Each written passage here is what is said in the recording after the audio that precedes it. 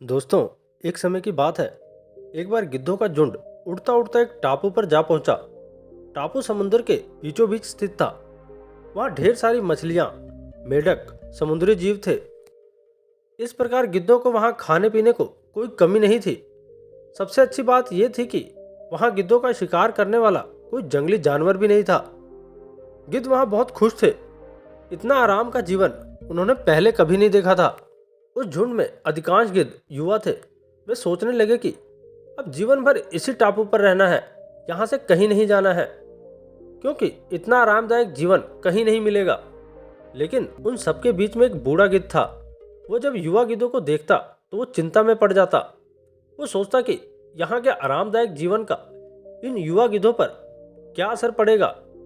क्या ये वास्तविक जीवन का अर्थ समझ पाएंगे? यहाँ इनके सामने किसी प्रकार की चुनौती नहीं है। ऐसे में जब कभी मुसीबत इनके सामने आ गई तो ये कैसे उसका मुकाबला करेंगे? बहुत सोचने के बाद एक दिन बूढ़े गिद्ध ने सभी गिद्धों की सभा बुलाई। अपनी चिंता जताते हुए वो सबसे बोला, इस टापू में रहते हुए हमें बहुत दिन हो गए हैं।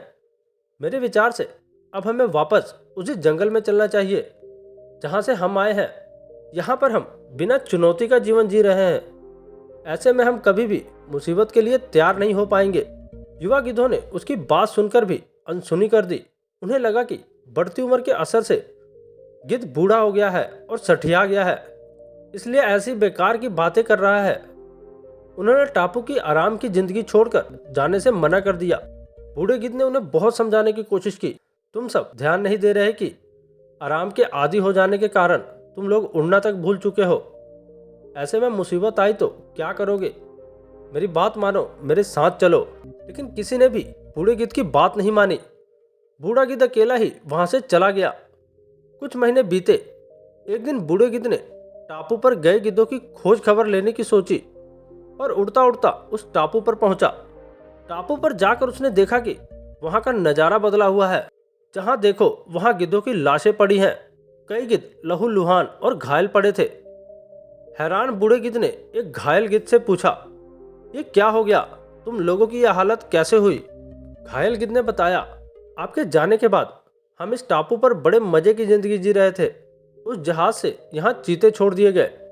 शुरू में तो उन चीतों ने हमें कुछ नहीं किया, लेकिन कुछ दिनों बाद जब उन्हें आभास हुआ कि हम उड़ना भूल चुके हैं, हमारे पंजे और नाखून इतने कमजोर पड़ गए हैं कि हम किसी पर भी हमला नहीं कर सकते और ना ही अपना बचाव कर सकते हैं। तो उन्होंने हमें एक एक कर मारकर खाना शुरू कर दिया। उनके ही कारण हमारा ये हाल है।